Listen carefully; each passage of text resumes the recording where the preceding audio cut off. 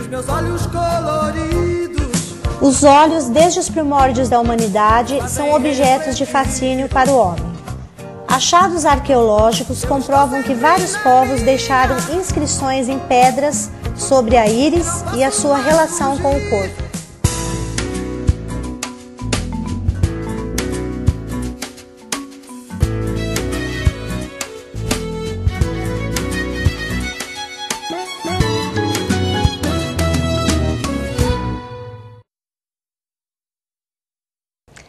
Olá, estamos novamente com o nosso bloco de qualidade de vida e saúde e hoje nós estamos aqui com o terapeuta com especialização em iridologia, o Rubens Florentino da Silva. Tudo bem, Rubens? Tudo bom, Meire?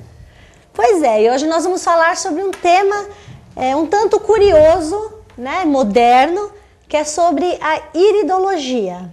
Eu gostaria, Rubens, que você começasse falando sobre o conceito de iridologia. Ele, na verdade, o conceito já remonta desde a era dos caldeus, por volta de 1610. É claro que de lá para cá, muita coisa foi aperfeiçoando. Vários povos, como os chineses, os japoneses, e principalmente na Europa, notadamente na Alemanha, onde houve um maior empenho em identificar quais são os aspectos e a correlação das estruturas da íris com os órgãos do paciente. Sei. Você falou já um pouquinho do histórico e eu gostaria que você falasse qual a base da iridologia. Bom, o conceito da iridologia foi de maneira empírica, ou seja, por observação. A última definição por Bernard Jensen definiu por um grupo de pessoas com algumas patologias específicas, ou seja, um grupo foi observado e feito anotações onde haviam as lesões. E no decorrer de um tempo conseguiu mapear a íris como um todo, observando que quando um determinado órgão estava em choque, aquela área específica ela tinha uma alteração ou de cor, né, ou de alguma lesão. E fala um pouquinho sobre o primeiro contato, é chamado de paciente? Na verdade, essa denominação pode variar de país para país. Na Europa, a iridologia era considerada como uma ciência, estudada já de longa data. Na Alemanha propriamente dita, e também nos Estados Unidos, ela é utilizada como um meio de percepção inicial de alguma disfunção de algum órgão.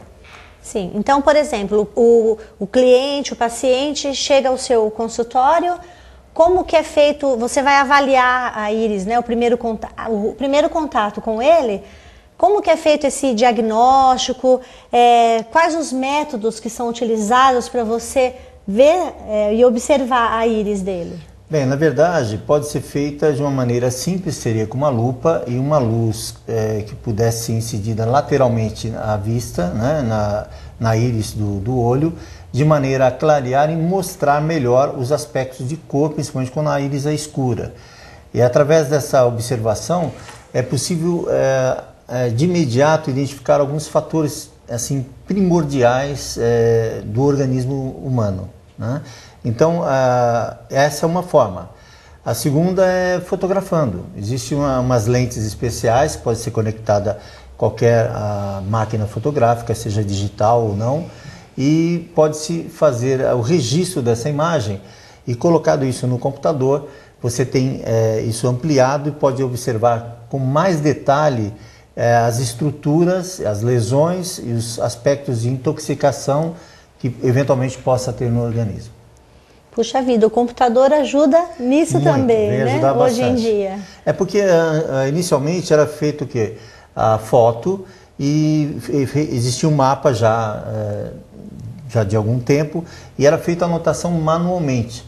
Hoje já tem programas de computador que você pode colocar a imagem e trazer esse mapa em cima, sobrepondo essa imagem da íris, e aí você tem uma definição melhor do que de como está o organismo, né? Sim. E definir qual seria a diagnose propriamente dita, porque a iridologia ela não é um diagnóstico, Embora muitos médicos hoje se utilizam dessa ferramenta, assim como na ortomolecular, e na verdade ela tem o papel de ajudar, seria, vamos dizer assim, um ponto inicial para facilitar a identificação de uma possível lesão em um órgão. Não vai determinar qual patologia a pessoa tem, mas consegue definir qual a área que a pessoa tem uma atividade hipo ou hiperativa. Foi muito importante você ter falado sobre isso, porque as pessoas às vezes confundem, né? O iridólogo, no caso, falaria, olha, você tem tal patologia, e não é por aí. Isso é um grande erro, infelizmente, ainda tem muita coisa ainda para ser esclarecida a maioria das pessoas, inclusive esse é um dos meus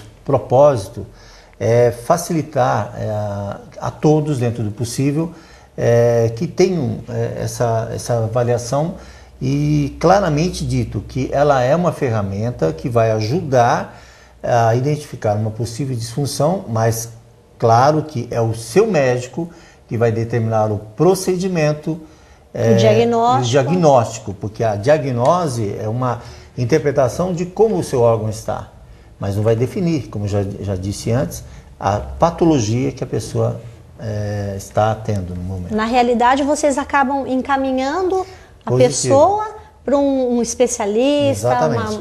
E, na verdade, o iridólogo tem o papel de ser um auxiliar do médico, né? Sim. É uma ferramenta interessante. Eu tenho médicos que me mandaram o paciente dele para que eu pudesse fotografar e para que ele pudesse fazer uma melhor analogia, porque ele também é iridólogo, mas ele pediu para a mãe de uma criança, inclusive eu tenho uma imagem, que foi um facilitador. Na realidade, fui um facilitador, né? É claro que algumas situações nos indicam, né, na amnese, qual a terapia complementar que a gente pode estar... mais indicada. Mais indicada. Muito interessante. Mas sem alterar, em hipótese alguma, o procedimento médico. Sim. Que isso é competência do médico determinar qual é o tratamento.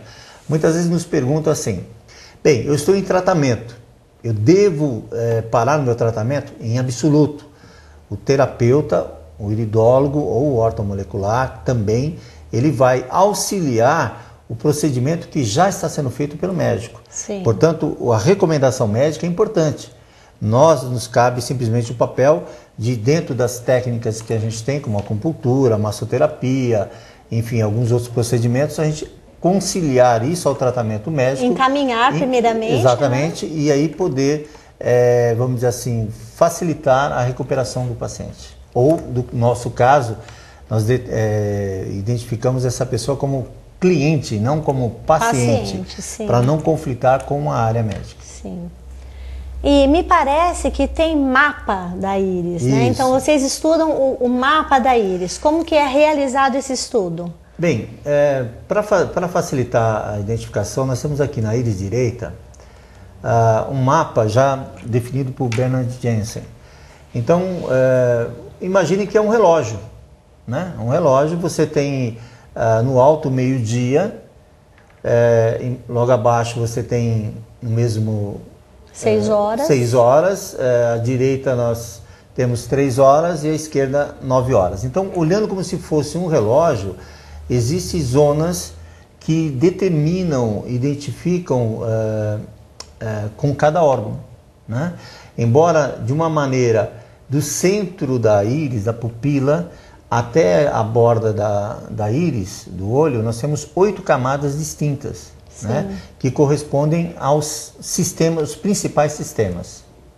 E dessa forma a gente vai poder identificar, por exemplo, numa íris direita, um pouco como se você estivesse olhando um relógio, por volta das 2 horas e mais ou menos 2h12, 2h13 minutos, seria a área da tireoide. Sim. Né? Cada órgão tem uma determinada região, uma determinada zona que vocês estudam. Exatamente. Vejamos aqui, por exemplo, um órgão de muito choque, por exemplo, é o fígado. Então nós temos aqui por volta, o que seria às 7 horas e 48 minutos. É bem detalhado, né? Exatamente, você tem a área do fígado.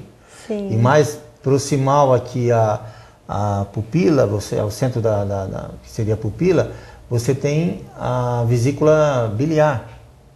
Ao mesmo passo que por volta das 6 horas e 27 minutos você tem o rim, né? E mais proximal aqui ao centro, em direção à pupila, você pode ter aqui a adrenal.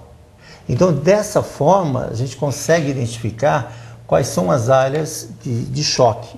De que forma é feito isso? Existe alteração de cor, existem lesões onde essas lesões ocorrem escurecimentos ou mesmo um tom acastanhado. Quando existe esse tom acastanhado, indica uma toxicidade que está sendo processada naquele órgão e determina que aquilo deve ser feito um alerta, um sinal Sim. de alerta. Pelo menos verificado, né? Encaminhado para o médico exatamente. E o especialista. Exatamente. Muito bom.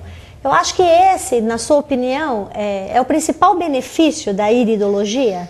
No caso, você ter essa oportunidade de encaminhar um cliente que no seu mapa você observou que ele pode ter uma lesão em determinado órgão, você acaba adiantando bastante. Um tratamento, às vezes, muito sério, né? Uhum. Que quanto antes, melhor. A bem da verdade, assim, eu trabalho com outras técnicas, como a acupuntura, trabalho com a ortomolecular, a quiropraxia, enfim. Então, vejamos, quando você tem um fator orgânico funcional, é muito assim, gritante quando você observa uma íris, principalmente no trato intestinal, que é o primeiro anel que circunda do centro da pupila em direção à borda, ou seja, você tem a pupila, a primeira área em torno dela, você tem a área de absorção. Então, quando essa área cria-se um pequeno anel em torno dessa imagem, indica que a área de absorção de alimentos, ou seja, o estômago, tem dificuldade. Muitas vezes a pessoa tem uma alimentação, porém não tem uma nutrição. Então o processo de absorção está sendo prejudicado. Como consequência, gera distúrbios em todo o organismo e vai criar uma dificuldade também na área de eliminação, que vem a área a seguir, que seria o anel nervoso, que é um pouco mais acima. Esse anel nervoso indica o trato intestinal. Na visão da medicina chinesa, você tem como principal fundamento olhar no intestino. Sim. O nível de toxicidade do intestino é muito grande. Nós temos um intestino de aproximadamente, variando de pessoa a pessoa, entre 7 a 9 metros, entre o intestino delgado e o intestino grosso. Então, por assim dizer, muita coisa para se ter uma lesão. Exato. Né? Então vejamos, se você tem uma extensão como essa, uma pessoa que não toma água, por exemplo, que é muito comum, a mulher não tomar água, isso gera um processo de irritabilidade, de impaciência, começa a prejudicar o rim, principalmente, Sim. porque ele precisa da água para processar todo o sangue e eliminar as toxinas. Uhum. Então, o intestino chega a ter, variando de pessoa a pessoa, pode chegar de 6 quilos de fezes até o extremo de 17 quilos, como já houve o John Washmiller, né? O pessoal, quando houve o falecimento dele, fizeram lá a autópsia e tal, e encontraram 17 quilos de fezes dentro do intestino dele. Quer dizer, veja, daí a expressão enfesado. Né? Quer dizer, a pessoa está enfesada é porque ela tem uma constipação. Sim. E isso leva a toda uma alteração física, orgânica e emocional.